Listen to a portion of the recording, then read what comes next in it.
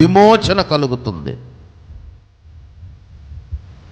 ఏ ఏ విషయాలలో చిక్కపడి ఉన్నామని మీరు అనుకుంటున్నారో, అయ్యో ఈ విషయంలో మేము చిక్కిపోయామే, ఈ విషయంలో మేము బంధింపబడిపోయామే, ఈ విషయంలో మాకు ఎప్పుడు విడుదల కలుగుతుంది, ఈ సందర్భంలో మాకు ఎప్పుడు విడుదల కలుగుతుంది, ఈ పరిస్థితులలో మాకు విడుదలకు దారేది అని ఏ విషయాన్ని గూర్చైనా మీరు అనుకుంటూ ఉంటే, ఆ రోజున ఆయన ప్రార్థన చేస్తున్నాడు.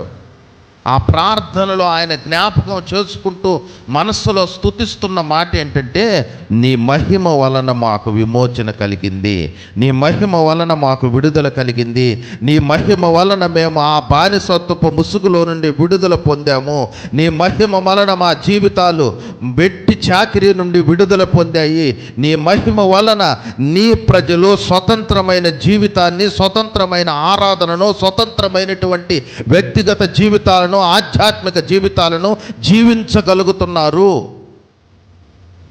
నీ మహిమ వలన విమోచన కలిగింది. ఈ రోజున ఏ విషయంలో మీరు చిక్కపడి ఉన్నారని అనుకుంటూ ఉన్నారో, ఆ విషయాలలో ఆయన మహిమ వలన విమోచన కలుగు చేయునుగాక.